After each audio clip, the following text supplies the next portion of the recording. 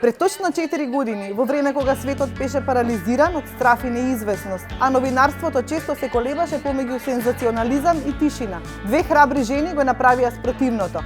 Сребра Ѓоргиевска и Весна Ивановска-Илиевска ја родија идејата за Умно МК. Медиум кој не брза да биде прв, туку се стреми да биде добар, точен и длабок.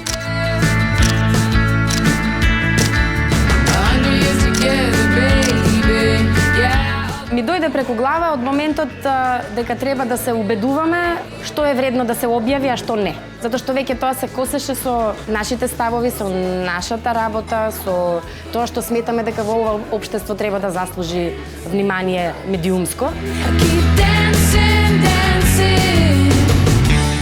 Но новинарство пред се одговорно новинарство, да се каже вистината и да се стои зад неа по секоја цена. Мислам дека тоа многу малку го имаме денес во нашиве простори. Во Умно имаме хоризонтална поставеност на работите, значи двете сме си одеднакво важни, со тоа што со оглед на особините и квалитетите на секој од нас, а многу добро си се познаваме приватно, многу природно си ги поделивме обврските баш според тоа кој за што го бива.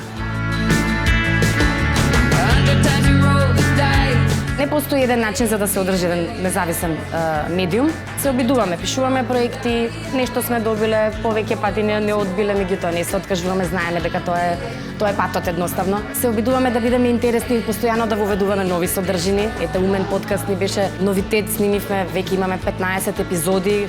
Дадовме наши креативни честитки, целосни македонски производи во соработка со млади дизајнери. Сметаме дека многу е умно да честиташ некому убав повод на кирилица.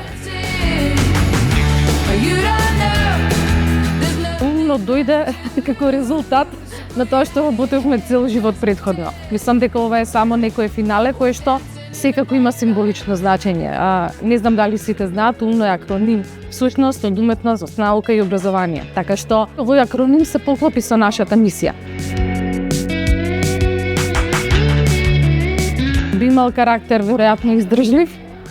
Би имала карактер издржлив, затоа што умно го водат жени пред се. Мислам дека сме ендемски вид во македонското новинарство. Не дека во Македонија нема жени кои што работат новинарство. Има новинарки, ама ретко ќе ги видите на раководните позиции. За жал.